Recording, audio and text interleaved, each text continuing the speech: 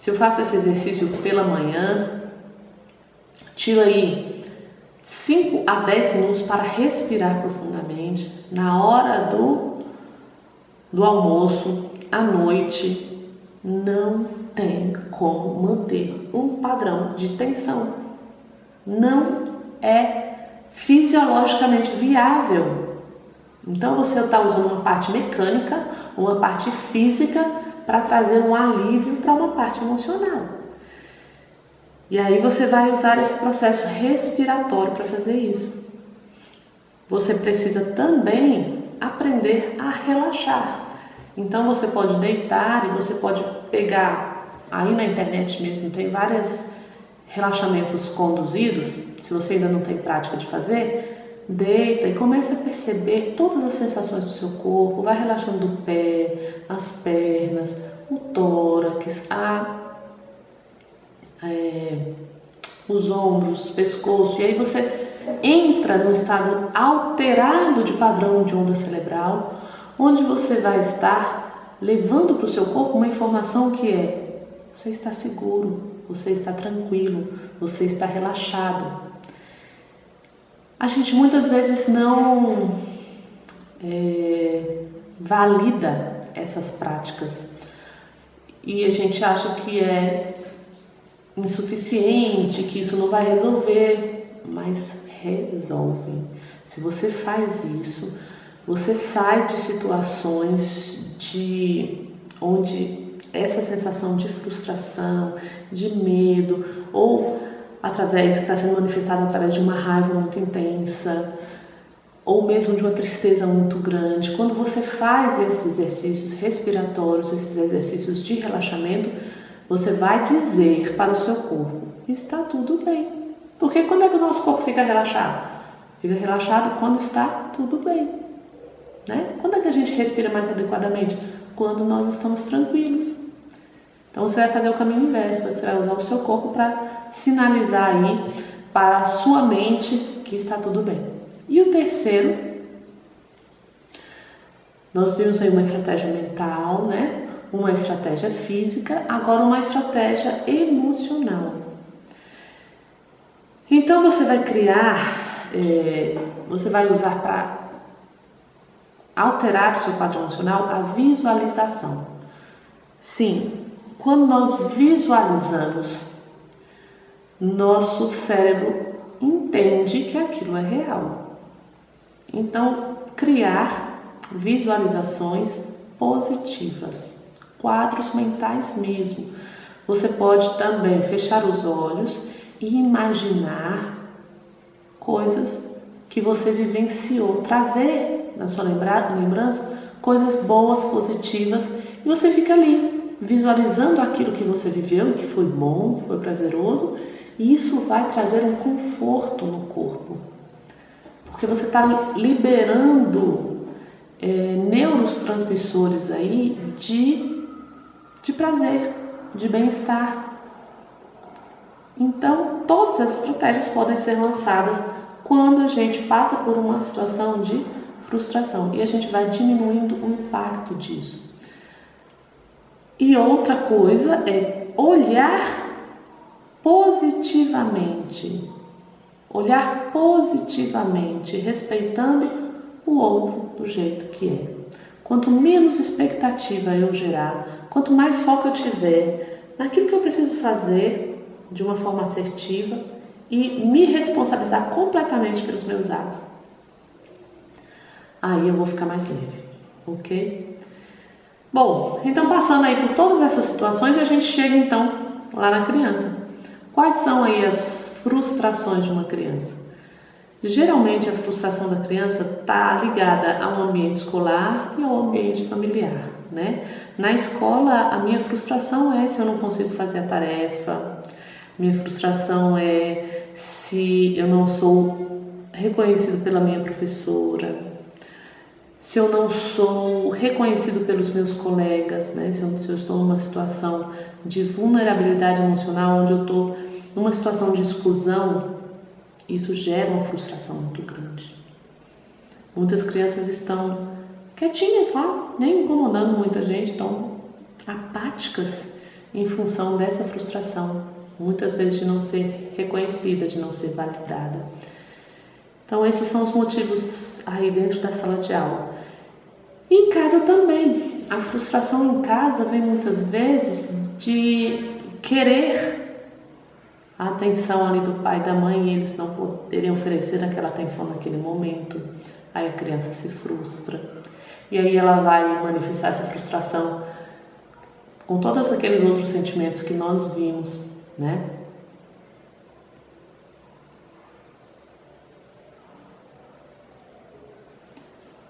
Quando, por exemplo, ele gera a expectativa que vai ganhar um presente, que vai ganhar algo e não ganha, também gera-se uma frustração. E aí quando você vê o seu filho, às vezes numa situação de raiva, antes de brigar com ele, dizer para ele que ele é um menino malvado, é preciso parar e ajudá-lo a olhar o que está acontecendo com ele. E eu só vou poder fazer isso se eu sei fazer isso comigo mesmo. Tanto os pais como os professores. Por trás de um sentimento de uma criança agressiva, de uma criança triste, de uma criança apática, existe algo maior. Os sentimentos eles só vão mostrar aí a ponta do iceberg. E a gente precisa ir mais fundo para ajudar essa criança a identificar os próprios processos, identificar as mesmas etapas que nós passamos aí como adultos, identificar o pensamento que ela está tendo com frequência. Se ela está se colocando aí nesse lugar de vítima, ajudá-la a perceber que esses sentimentos eles são normais. A gente pode ser empático com a criança e dizer para ela o seguinte: olha, eu também sinto isso, eu já me senti assim e eu entendo por que você está passando por isso, e tranquilizá-la de que aquilo é só um momento e que aquilo ali vai passar. Então a gente conversa com essa criança e mostra que é um período apenas que ela está vivenciando, mas que aquilo ali tem um fim, que não é sempre, que não é porque é uma pessoa malvada, perversa ou eternamente triste. Não. Mostrar para eles isso, identificar esse sentimento e reconhecer no próprio corpo o que acontece. A mesma coisa. A gente pode levar para a sala de aula estratégias para a criança parar, observar, relaxar esse corpo, respirar de maneira adequada. Se eu faço respiração na sala de aula todos os dias, pelo menos 2 vezes durante o meu dia de aula, eu vou tranquilizar muito a minha turma, certo? Então usem a respiração a seu favor. Então com as crianças nós podemos fazer todos esses processos que nós experimentamos como adultos. De parar, de perceber o que está acontecendo, de nomear esse sentimento. Segundo Daniel Goleman, a gente precisa nomear os sentimentos antes de poder administrar, gerenciar ou tomar qualquer atitude em relação aos nossos sentimentos. Primeiro a gente precisa nomear. E aí a gente está desenvolvendo um quadro de inteligência emocional. Bom, eu estou sentindo isso. Estou sentindo um aperto, eu estou frustrado porque eu queria brincar com meu coleguinha e ele não quis brincar comigo. O nome disso é frustração. Mas o que eu vou fazer com isso? Eu vou lá e vou bater no meu coleguinha? E aí essas análises podem ser feitas. Se o coleguinha não quer brincar comigo, é um direito que ele tem e aí vai da minha significação naquela situação, né? Então o que eu vou fazer se hoje ele não quer brincar comigo? Amanhã pode ser que a gente brinque junto, hoje eu vou brincar com outro colega. E aí isso não vira aquela bola de neve, né? De achar que, porque ele não quis brincar comigo e aí isso vai tomando uma dimensão grande. Não. Hoje o seu coleguinha vai brincar com outro e eu vou brincar, então, com outro colega.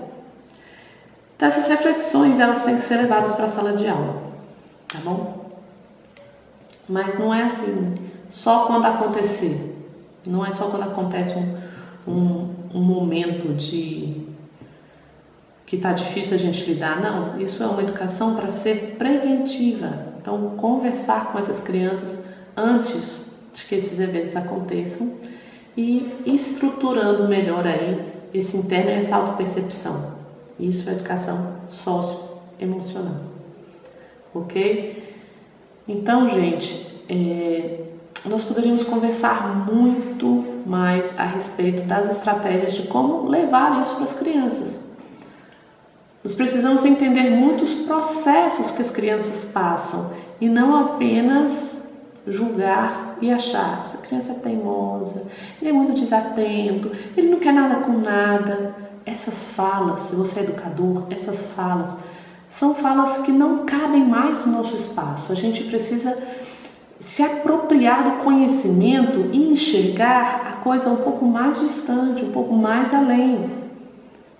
Hoje o nosso discurso está muito voltado para culpabilizar essa criança ou a família dela.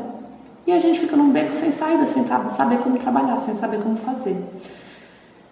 Então, lançar mão de estratégias em que vão realmente colocar essas crianças em situações de aprendizagem social e emocional é urgente. Essa é a educação do século XXI. Porque o conhecimento ele já está disponível. Nós temos que trabalhar pessoas. Então, fica aqui o meu convite para que você conheça o curso de Pedagogia Quântica, porque lá no curso a gente vai dando o passo a passo, a gente passa por um processo de compreender a parte teórica, para a gente saber e se apropriar daquilo que vai ser trabalhado em sala de aula. E lá dentro de sala de aula tem sim o passo a passo de que eu devo fazer no meu planejamento para poder lançar mão dessas ferramentas. Como é que eu vou lidar com a frustração dessas crianças? Como é que eu vou lidar com o medo, com a agressividade?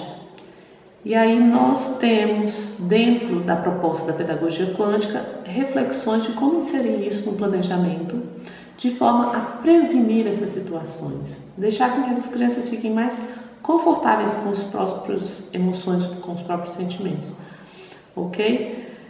Então, fica aqui o meu agradecimento, se você esteve comigo, refletindo junto. Espero que nossas trocas aqui tenham sido produtivas para você e que possam contribuir com você, com a sua sala de aula e com os seus alunos, ok? Confiança quântica.